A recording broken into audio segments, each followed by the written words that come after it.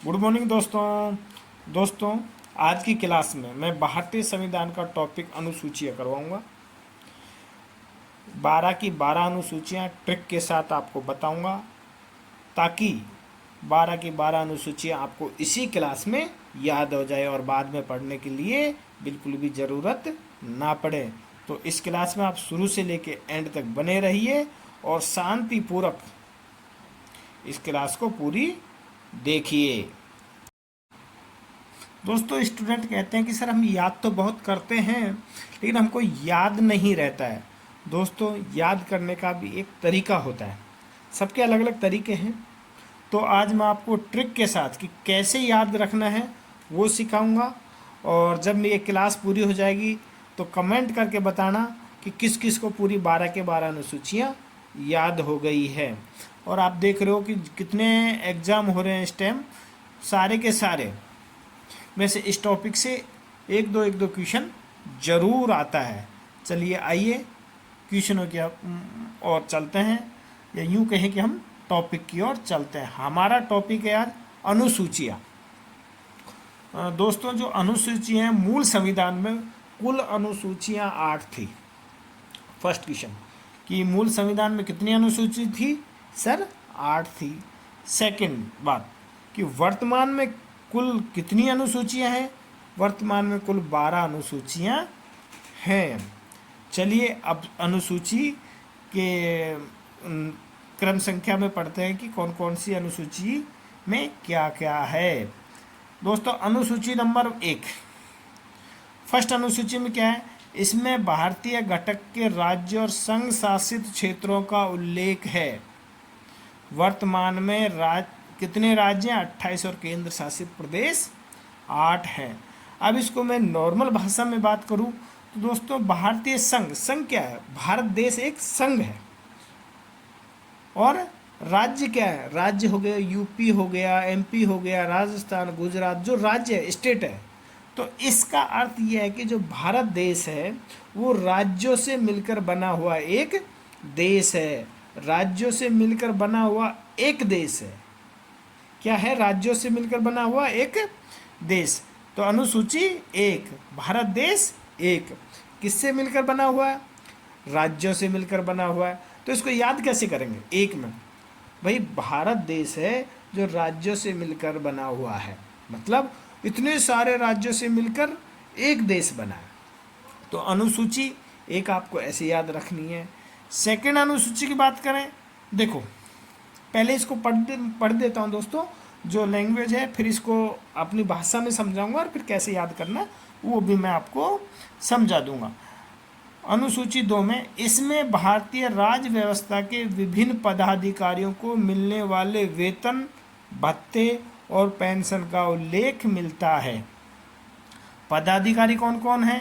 राष्ट्रपति हो गया, राज्यपाल, लोकसभा का अध्यक्ष और उपाध्यक्ष, राज्यसभा का सभापति और उपसभापति, उच्चतम न्यायालय व उच्च न्यायालय के न्यायाधीश, विधानसभा का अध्यक्ष और उपाध्यक्ष, विधान परिषद का सभापति और उपसभापति, और लास्ट में कहें भारत का नियंत्रक व महालेखा परीक्षक। तो अब यूं कह दे बात दोस्तों कि अनुसूची 2 में पैसे का मामला है। किसका मामला है? पैसे का। और पैसे से क्या क्या होता है भाई? पैसा या तो आपको वेतन से मिलता है, या आपको पेंशन से मिलता है, या आपको भत्ते के रूप में मिलता है। इसी प्रकार तो मिलता है ना पैसा। और पैसा आज के टाइम क्या है? अद्वितीय चीज़ है, अद्वितीय। ए को हटा देंगे तो क्या है? द्वितीय चीज़ है। अद्वितीय मतलब 2। पैसा क्या है? अद्वितीय चीज़ है। तो इसका क्या संबंध हो गया कि जो पैसे का रिलेशन है वह अद्वितीय है, मतलब दूसरी में है पैसे से रिलेटेड। और पैसे कहाँ से आता है? वेतन से आता है, पेंशन से आता है और भत्तों से आता है। अब ये भत्ते, पेंशन और वेतन किसको मिलते हैं? जो हमारे राज्य व्यवस्था के पदाधिकारी हैं उनको ही तो मिलता है ना भाई, वेतन, भत्ते, पेंशन। मजदूर को तो नहीं मिलता है, जो या खेती में काम करने वाले किसान को तो वेतन भत्ते नहीं मिलते हैं। तो ये किस किस के वेतन है? भत्ते की बात कर रहा है। राष्ट्रपति की, राज्यपाल की, लोकसभा के अध्यक्ष की, उपाध्यक्ष की राज्यसभा के सभापति की, उपसभापति की, उच्चतम न्यायालय और उच्च न्यायालय, सुप्रीम कोर्ट और हाई कोर्ट के जजों की, विधानसभा के अध्यक्ष और उपाध्यक्ष की, विधान परिषद के सभापति और उपसभापति की, भारत के नियंत्रक और महालेखा परीक्षक की। अब एक स्टूडेंट ने कहा कि सर मुझे तो ये याद नहीं हो रहे हैं, कि दूसरी अनुसूची मुझे याद नहीं हो रही है। तो देख दोस्त, दूसरी अनुसूची का संबंध किससे है? पैसे से। और पैसे, इसको याद कैसे रखेंगे? पैसा एक अद्वितीय चीज़ है। इस लाइन को आपको याद रखना चाहिए कि पैसा एक अद्वितीय चीज़ है। अद्वितीय मतलब दूसरी अनुसूची। अब पैसा कहाँ से आता है? पैसा वेतन, भत्ते और पेंशन, इनसे आता है। अब ये पेंशन, भत्ते, वेतन किसको मिलते हैं? जो राज्य व्यवस्था के विभिन्न पदाधिकारी होते हैं। अब पदाधिकारी की बात करें तो देखो, ऊपर से चलो, राष्ट्रपति को मिलता है, ठीक है, और राज्यपाल को मिलता है। अब एक स्टूडेंट ने कहा कि सर उपराष्ट्रपति को भी ले लीजिए। उपराष्ट्रपति दोस्तों राज्यसभा का सभापति होता है, ठीक है। तो किस किस को मिलता है? राष्ट्रपति को मिलता है, राज्यपाल को मिलता है। अब लोकसभा में आ जाइए, लोकसभा का अध्यक्ष और उपाध्यक्ष। राज्यसभा में आ जाइए, राज्यसभा का सभापति और उपसभापति। वहाँ तक हो गया। अब राज्य में आ जाइए, राज्य में क्या होता है? विधानसभा होती है और विधान परिषद होती है। तो विधानसभा का अध्यक्ष और उपाध्यक्ष, विधान परिषद का सभापति और उपसभापति, और सुप्रीम कोर्ट, हाई कोर्ट के जज तो होते ही हैं।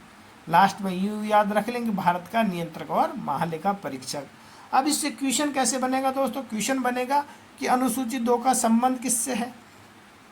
तो पदाधिकारी को मिलने वाले वेतन, भत्ते और पेंशन से, या यूँ पूछ लेगा कि वेतन, भत्ते और पेंशन का उल्लेख किस अनुसूची में है? तो अनुसूची 2 में, क्योंकि पैसा एक अद्वितीय चीज है।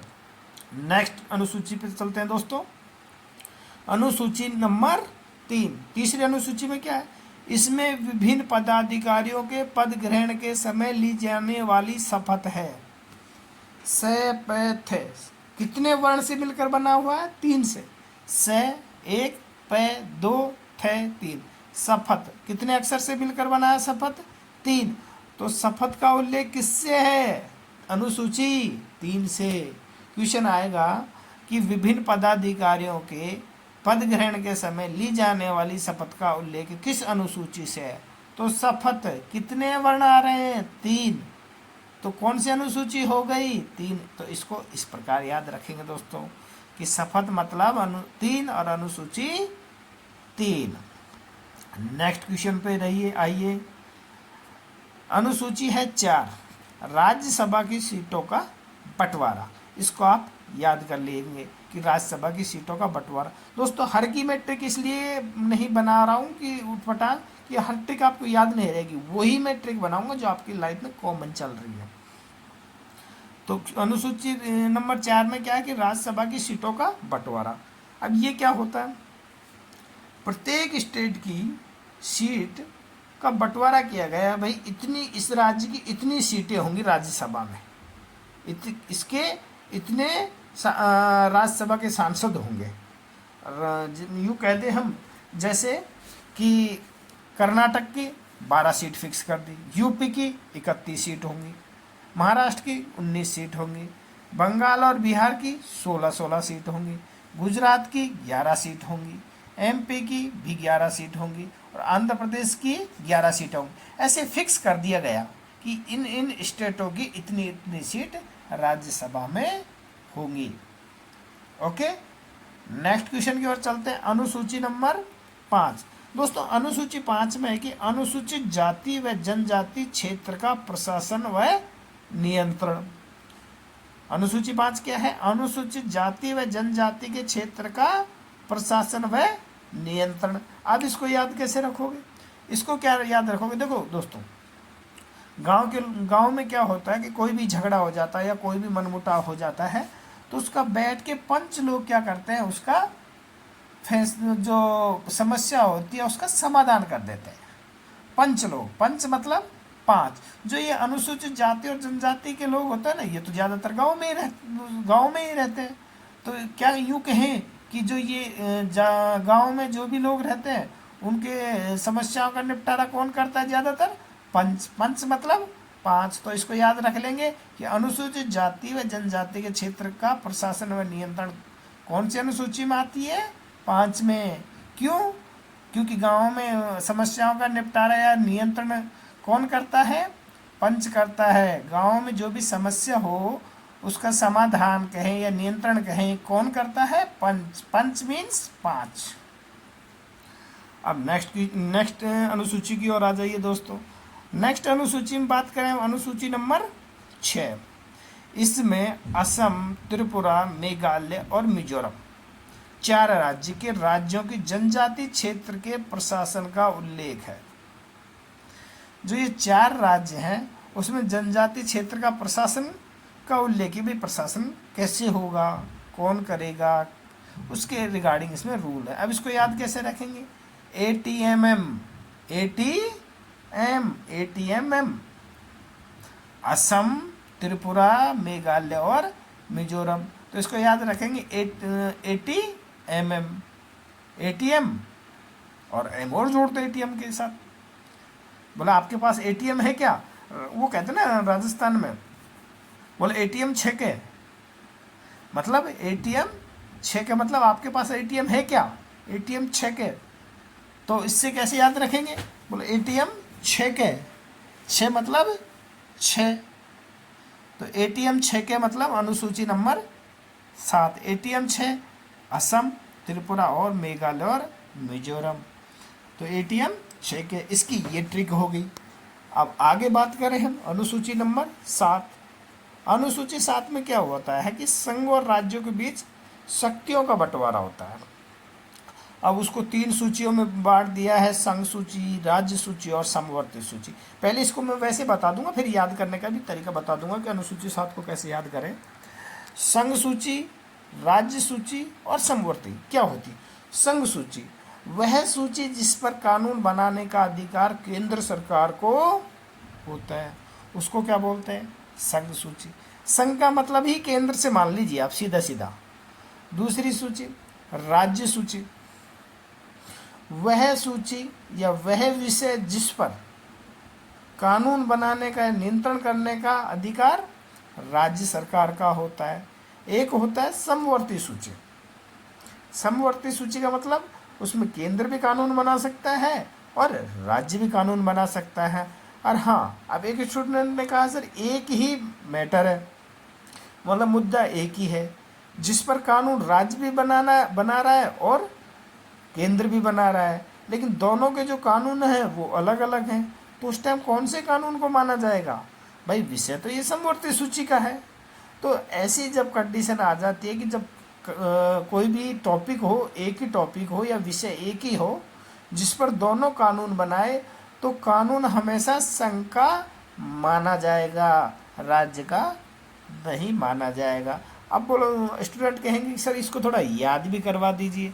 तो याद कैसे करेंगे? बोला साथ साथ रहो भाई। साथ मतलब एक साथ रहो, लड़ो झगड़ो मत। एक ने कहा 3 बेटे थे, ये यूँ के 2 बेटे थे, उनसे उनके पेरेंट्स ने कहा, माता पिता ने कहा भाई साथ साथ रहना है आपको। साथ साथ रहना मतलब एक जगह रहना, अलग अलग नहीं होना। तो उन्होंने कहा भाई हम तो साथ साथ नहीं रहेंगे, हमारा तो बंटवारा कर दो, हमारा तो बंटवारा कर दो। तो संघ अनुसूची 7 को हम क्या कहेंगे? बंटवारे से संबंधित है। अब बंटवारा किस किस के बीच में होगा? बंटवारा तो भाई केंद्र के और राज्य के बीच में होगा। देश में तो 2 ही तो हैं भाई, केंद्र और राज्य। तो अब केंद्र और राज्य के बीच में क्या क्या बंटवारा होगा? तो उसमें 3 सूचियां बनाई, संघ सूची, राज्य सूची और समवर्ती सूची, जिनकी डिटेल मैं आपको दे ही चुका हूँ। तो इसका याद रखने का तरीका, भाई साथ साथ रहो। बोला नहीं साहब साथ साथ तो नहीं रहेंगे, हमारा तो बंटवारा कर दीजिए। तो बंटवारा किस किस में होगा? राज्य में और संघ में। नेक्स्ट क्वेश्चन की ओर चलते हैं, नेक्स्ट की ओर चलते हैं दोस्तों। नेक्स्ट अनुसूची है 8।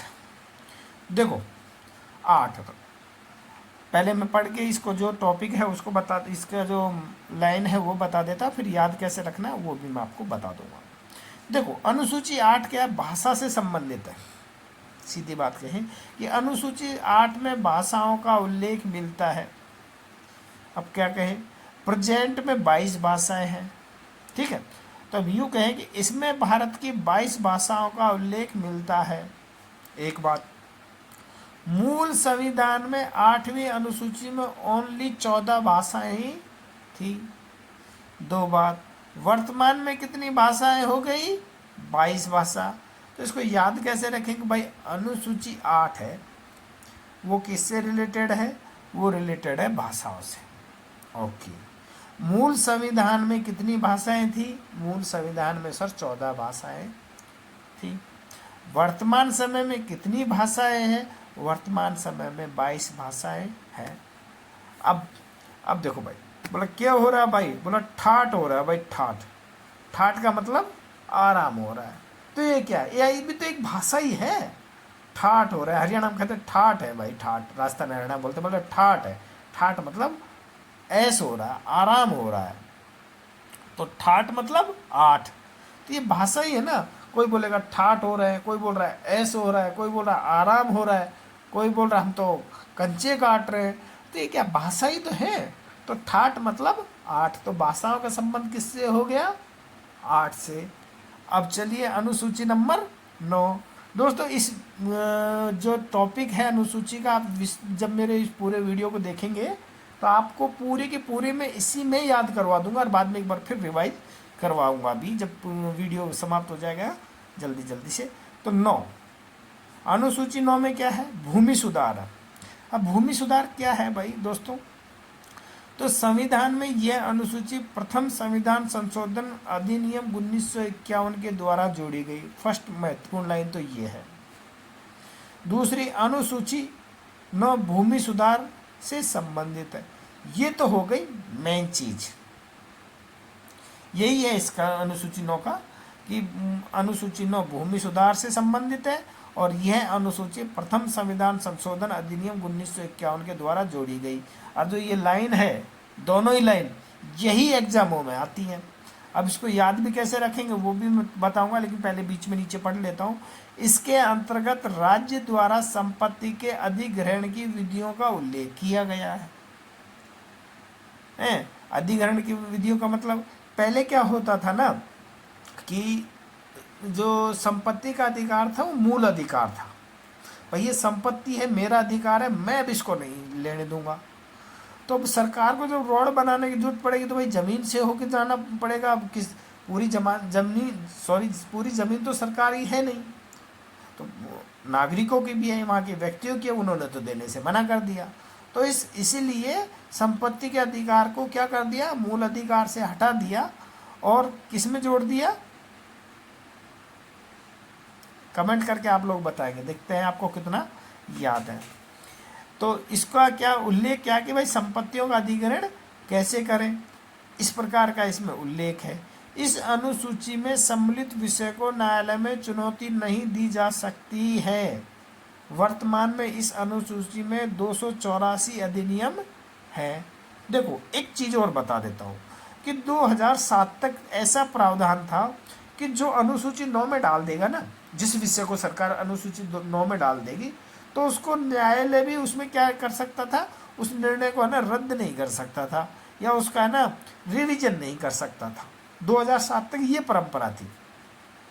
लेकिन क्या हुआ कि 11 जनवरी 2007 को संविधान पीठ के एक निर्णय द्वारा यह स्थापित किया गया कि 9वीं अनुसूची में सम्मिलित किसी भी कानून को इस आधार पर चुनौती दी जा सकती है कि मौलिक अधिकारों का उल्लंघन करता है, तथा उच्चतम न्यायालय इन कानूनों की समीक्षा कर सकता है। अब इसका आपको मैं विषय बताता हूँ। पहले क्या था कि 11 जनवरी 2007 से पहले क्या था कि किसी भी कानून को यदि बनाकर 9वीं अनुसूची में डाल दिया जाता था तो उसमें कोई भी दखलंदाजी नहीं होती थी, वो मान्य होता था, कोर्ट के द्वारा रद्द नहीं किया जा सकता था। लेकिन 11 जनवरी 2007 को एक जजमेंट आया कोर्ट का, उसने कहा कि यदि इस अनुसूची में किसी कानून को डाल दिया जाता है और वह कानून मौलिक अधिकारों का हनन करती है तो उसका रिवीजन किया जा सकता है। अब इसको याद कैसे करेंगे दोस्तों? देखो, आपको इसमें क्या क्या याद रखना है। अनुसूची 9 का संबंध किससे है? भूमि सुधार से संबंध है, एक बात।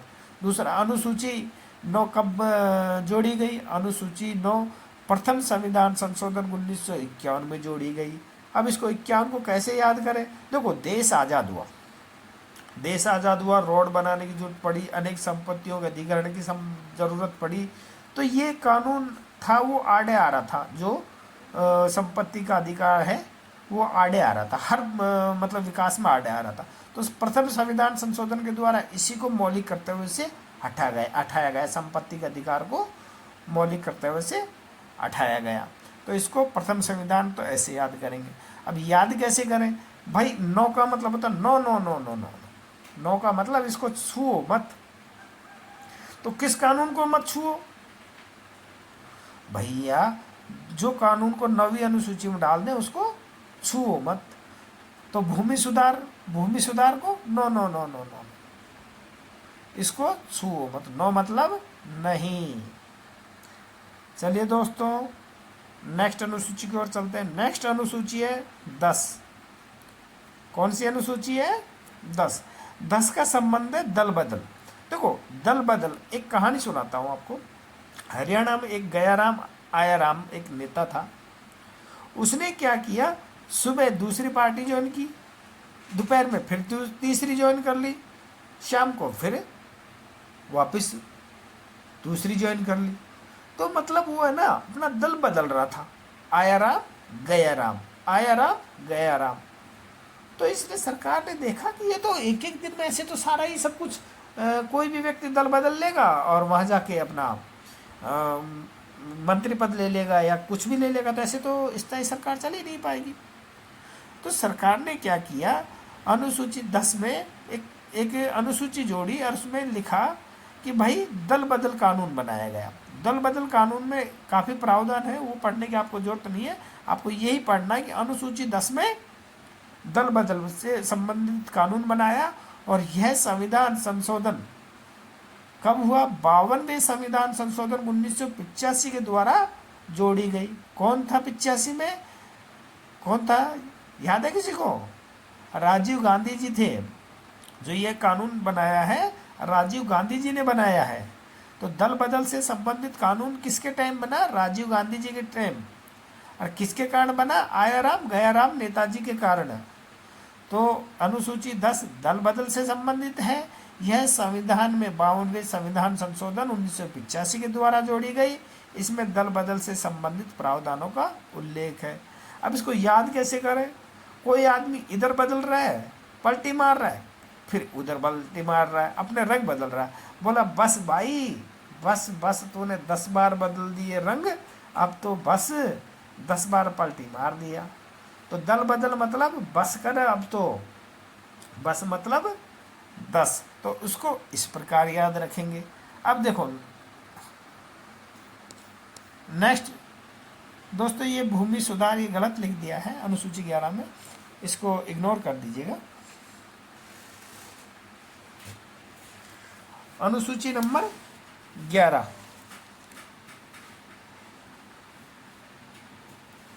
अनुसूची 11 में आपको हम पढ़ाएंगे पंचायती राज। अनुसूची 11, अनुसूची 11 में किसका संबंध है? पंचायती राज संस्थाओं का।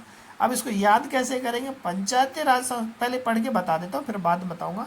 पंचायती राज संस्थाओं को कार्य करने के लिए 29 विषय दिए गए। एक बात, यह अनुसूची संविधान के 73वें संविधान संशोधन 1993 भाग 9 में जोड़ा गया। 2 बात। अब इसमें याद क्या करना है? याद करना है अनुसूची 11 का संबंध किससे है? भाई पंचायत राज संस्थाओं से है। एक बात, यह कौन से संविधान संशोधन के द्वारा जोड़ी गई? 73वें संविधान संशोधन 1993। 2 बात, अनुसूची 11 या यूँ कहे पंचायत राज का कौन से भाग में जोड़ा गया? दोस्तों 9वें भाग में जोड़ा गया। इससे 3 टाइप के क्वेश्चन बन सकते हैं। अब इसको याद कैसे करेंगे? भाई गांव के लोग क्या होता है, 11 आदमी बैठ के बोले यार 11 आदमी बैठे, पंच पटेल लोग, ये फैसला कर दो, 11 लोग हैं। तो इस प्रकार वो विश्वास करते। 11 किससे संबंध हो गया, पंचायत राज से। तो 11वीं अनुसूची किससे संबंधित है, पंचायत राज से। फिर एक बार पढ़ के सुना देता हूँ मैं। अनुसूची 11 पंचायत राज संस्थाओं को कार्य करने के लिए 29 विषय दिए गए। यह अनुसूची संविधान में 73वें संविधान संशोधन 1993 के द्वारा जोड़ी गई 2 बात, और यह भाग 9 में जोड़ा गया। ये 3 क्वेश्चन इससे बनेंगे। अब नेक्स्ट बात आ गई अनुसूची 12। बोला भैया गांव का तो हो गया है हैं, और एक और बता दूं दोस्तों, जो ग्राम पंचायत हैं हमारे, ग्राम पंचायत जिसमें सरपंच, वार्ड पंच और ये लोग होते हैं, प्रधान वगैरह, प्रधान होता है, पंचायत समिति सदस्य होता है, फिर जिला परिषद होता है, वो ग्राम अनुसूची 11 के अंतर्गत ही आते हैं। नेक्स्ट अनुसूची 12। अब देखो गांव में तो हो गया, अब शहरों के लोगों ने बोला भाई गांव वालों का तो हो गया, हमारा तो कुछ करो, गवर्नमेंट से बोला हमारा तो कुछ करो। तो फिर सरकार ने क्या किया, लो भैया, बोला तुमको अनुसूची 12 दे देते हैं। अब 12 दे देते हैं तो वहाँ तो पंचायत राज चलेगा नहीं, क्योंकि शहरों में क्या है, नगर पालिका है, नगर निगम है और नगर परिषद है। तो कहा कि भाई 12 अनुसूची किससे संबंधित होगी, नगर पालिका और शहरी क्षेत्र की स्थानीय स्वशासन संस्था है। शहरी क्षेत्र की स्थानीय स्वशासन संस्थाएं कौन कौन सी होगी, नगर पालिका, नगर निगम और नगर परिषद। अब 73वां उसको कर दिया भाई, 11 के बाद कौन सा आया, 12। 73 के बाद कौन सा संविधान संशोधन आएगा, 74। तो 74वें संविधान संशोधन 1993, इसको वापस करेक्शन कर लेना दोस्तों, 1993 में जोड़ा गया और उसको भाग 9 में जोड़ा गया, इसको भाग 9A में जोड़ा गया। ओके दोस्तों, अब इसको 11 और 12 को याद कैसे करेंगे, 11 हो गया गाँव से, 12 हो गया सिटी से, मतलब शहरों से। गाँव में क्या होता है, पंचायत होती है, सरपंच होता है, पंच होता है। और सिटी में क्या होती है, 12 में नगर पालिका होती है, नगर निगम होता है, नगर परिषद होता है और चेयरमैन होता है, मेयर होता है। तो इनका संबंध इससे होता है। 11 को कब, जो कौन से संविधान संशोधन के द्वारा जोड़ा गया, 73वें संविधान संशोधन के द्वारा। 12 को किसके द्वारा जोड़ा गया, 74वें संविधान संशोधन द्वारा। वो कब था, 93 में, तो ये भी 93 में। ये इनसे बाहर क्वेश्चन आपको कहीं नहीं मिलेगा। देखो अब इसको याद एक बार फिर रिवाइज करवा दूंगा, फिर MCQs भी आपको मैं पूछूंगा, आपको ही आंसर देना है। अनुसूचियाँ, आज हमारा टॉपिक अनुसूची का था। अनुसूची की हमने बात की कि भाई मूल संविधान में कितनी अनुसूचियाँ हैं, 8 अनुसूचियाँ थी। सॉरी, मूल संविधान में कितनी अनुसूचियाँ थी, 8 अनुसूचियाँ थी। वर्तमान संविधान में कितनी अनुसूचियाँ हैं, भाई 12 अनुसूचियाँ हैं। ये क्लियर हो गया। उसके बाद अनुसूची नंबर 1 मतलब जो भारत देश है वो राज्यों से मिलकर एक देश बना है। तो यूँ कहे कि अनुसूची 1 में संघ व उसके राज्य क्षेत्रों का वर्णन है, मतलब उसके राज्य का, और भारत के जो संघ है, भारत को संघ ही बोलते हैं, उसका वर्णन है। और कोई स्टूडेंट कहे सर आज की क्या क्या कंडीशन है, कितने राज्य और कितने केंद्र शासित प्रदेश हैं, तो दोस्तों आज के टाइम में 28 राज्य और 8 केंद्र शासित प्रदेश है। अनुसूची 1 किसका संबंध किससे है, संघ और राज्यों से। अनुसूची 2 क्या है, पैसा एक अद्वितीय चीज है, अद्वितीय, पैसा एक अद्वितीय है।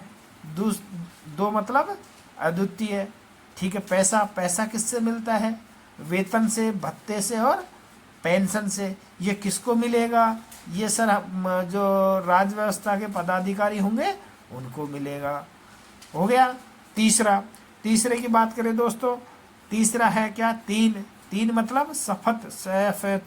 शपथ में कितने वर्ण आ रहे हैं, 3 का संबंध किससे, शपथ कौन लेगा, जो राज्य व्यवस्था में पदाधिकारी होंगे वो शपथ लेंगे। तो 3 का संबंध किससे हो गया, शपथ से। अब बात करें चौथा मैंने आपको क्या बोला था कि याद करना है। तो याद एक ही टॉपिक पर एक ही बचा था क्या, राज्यसभा में सीटों का बंटवारा। क्या बचा था, राज्यसभा में सीटों का बंटवारा। तो अनुसूची 4 का संबंध किससे है, राज्यसभा की सीटों से। अब नेक्स्ट क्वेश्चन करें, नेक्स्ट टॉपिक नहीं, नेक्स्ट अनुसूची पाए, अनुसूची नंबर 5। अनुसूची 5, पंच से कुछ याद आ रहा होगा आपको, 5 पंच, पंच मतलब 5। तो गांव में कौन करता है नियंत्रण और जो समस्या होगा हल, पंच करते हैं। तो अनुसूचित जाति और जनजाति के क्षेत्रों का प्रशासन और नियंत्रण पंच हो गया।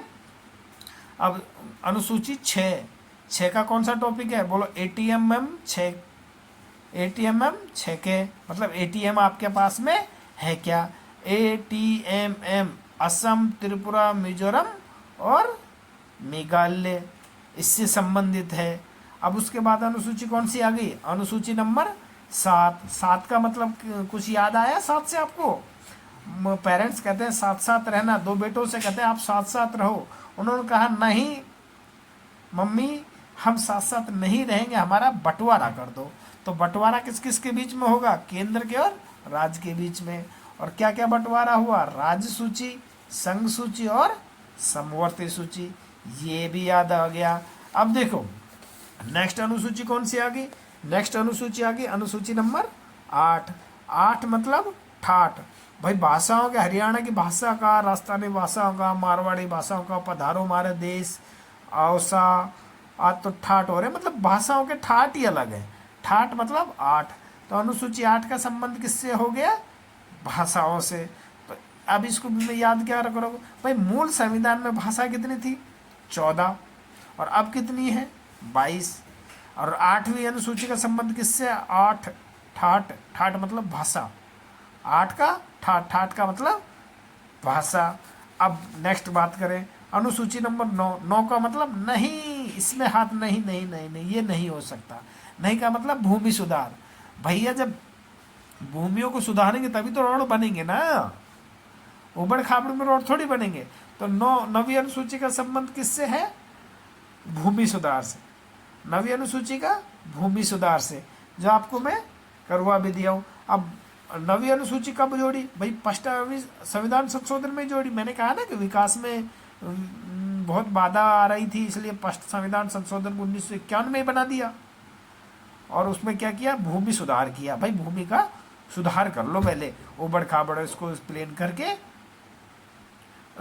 समतल कर लो। तो बोला 9 9 9 9 मतलब नहीं, 9 का मतलब 9। तो अनुसूची 9 का संबंध किससे, भूमि सुधार से। अब बात करते हैं अनुसूची 10। तो अनुसूची 10 को जैसे ही आया तो आपको याद आएगा आया राम गया राम। आज आया राम गया राम कौन था, आया राम गया राम एक नेता था जो एक दिन में 3 पार्टियों में उसने सदस्यता ली। एक की ली, उसको छोड़ के फिर दूसरी की ली, फिर लेके तीसरी के लिए। तो यूँ कहें कि आया राम गया राम से याद आ जाएगा कि दल बदल, आज इस पार्टी की सदस्यता ली, दोपहर में दूसरी पार्टी की सदस्य ले, शाम को तीसरी। तो आया राम गया राम बोला 10, बस भाई एक एक दिन में 3 पार्टियों की सदस्यता ले रहा, अब तो बस। तो आया राम गया राम से आपको याद आ जाएगी अनुसूची नंबर 10। अनुसूची 10 का संबंध किससे है, दल बदल से। अब आती है अनुसूची 11। 11 क्या होती है, पंचपटेल। पंचपटेल गाँव में क्या होता है, पंचायती राज, पंचायती राज ही तो होता है गाँव में। तो 11वीं अनुसूची किससे संबंधित है, गाँव से। गाँव में क्या होता है, पंचायती राज, मतलब पंचायत होती है जिसमें सरपंच प्रधान वगैरह जो भी रहता है। तो ये कौन से संविधान संशोधन द्वारा जोड़ेगी, 73वें संविधान संशोधन द्वारा, और 1993 में। भाग कौन से में, 9 में। तो भाई 11 में तो पंचायत को आपने दे दिया, गाँव को दे दिया, तो क्या शहर के लोग नहीं कहेंगे कि नहीं हमको भी तो अधिकार दो। तो 12वीं अनुसूची दे दी, बोले लो भाई शहरों वाले ले लो। शहरों में क्या होता है भाई, नगर पालिका होती है, नगर निगम होता है और नगर परिषद होता है, या यूँ कह दें कि शहरी स्वशासन संस्थाएं होती हैं। ठीक है, अब वो 73वें संविधान संशोधन द्वारा जोड़ी गई थी 11वीं, तो 12वीं जोड़ दी 74वें संविधान संशोधन द्वारा, दोनों 93 में जोड़ी गई। ओके, अब भाग हम अनुसूची 11 कौन से भाग में जोड़ी गई, 9 में। तो अनुसूची 12 कौन से में जोड़ी गई, 9A में। अब देखो ये तो मैंने दोबारा रिवाज करवा दिया, अब आपको आंसर देना है। अनुसूची 1, अनुसूची 1 का मतलब भारत एक देश है, एक से समझ आ जाएगा। जल्दी जल्दी करा रहा हूँ।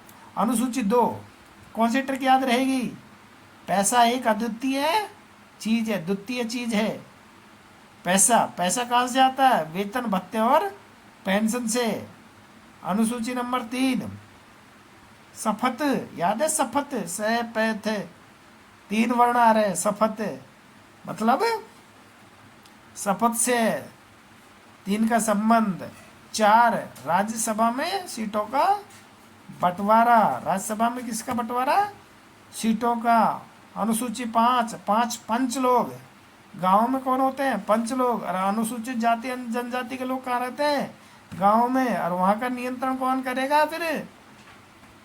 अनुसूचित जाति और जनजाति के लोगों का क्षेत्र का प्रशासन और नियंत्रण। अनुसूची नंबर 5। अनुसूची 6 याद आ रहा आपके पास? एटीएम 6 के मतलब आपके पास एटीएम है क्या? एटीएम 6 क्या? एटीएम है क्या? हाँ एटीएम है। A for Assam, T for Tripura, M for Mizoram, M for Meghalaya. ये भी हो गया 7। अनुसूची 7 तो एक अभी मैं डायलॉग बोला था कि साथ साथ रहना है, पेरेंट्स ने बोला है, नहीं बोलो साथ साथ नहीं रहेंगे, मतलब बंटवारा कर दो। तो 7 का क्या संबंध है बताओ? राज्य और संघ में विषयों का बंटवारा। अनुसूची नंबर 8 का क्या बोला? ठाट हो रहे भाई भाषाओं के ठाट ही अलग है। 8 मतलब ठाट। तो 8वीं अनुसूची किससे संबंधित है? भाषाओं से। 9 बोला नहीं नहीं नहीं नहीं, भूमि को मत सुधारो। भूमि जब सुधार कर दोगे तो देश का विकास हो जाएगा, रोड बन जाएगा। तो 9वीं अनुसूची का संबंध किससे है? भूमि सुधार से। अनुसूची नंबर 10 बोलो बस भाई अब तो मत बदले तू पाला बार बार, कितनी पार्टी बदलेगा? तो 10 मतलब बस, दल बदल से संबंधित। 11 अनुसूची 11 किससे है? पंचपटेलों से है। पंचपटेल कहाँ होते हैं? गाँव में। तो अनुसूची 11 पंचायती राज और 12 इससे हो गया नगर पालिकाओं से। दोस्तों आज की वीडियो में इतना ही। यदि आपको ये वीडियो अच्छी लगी और पढ़ाने का तरीका अच्छा लगा तो आप मेरे चैनल को लाइक कर दीजिए, शेयर कर दीजिए, और अभी तक जिन दोस्तों ने चैनल को सब्सक्राइब नहीं किया है वो चैनल को सब्सक्राइब कर दीजिए, क्योंकि इस चैनल पे मैं आपसे वादा कर रहा हूँ एमएस गुज्जर एसएससी सेलेक्टेड, मैं वादा कर रहा हूँ आपसे, आपको सारी पढ़ाई से संबंधित जो कंपटीशन एग्ज़ाम में आ रहे हैं उनसे रिलेटेड सारे टॉपिक मैं आपको कराऊंगा, चाहे करंट हो, पॉलिटी हो, सब आपको इसी चैनल पे बिना कोई पैसे के आपको फ्री मिलने वाला है। कोई कोर्स खरीदने की ज़रूरत आपको नहीं पड़ेगी। आज की वीडियो में इतना ही। सभी दोस्तों को मेरा जय हिंद।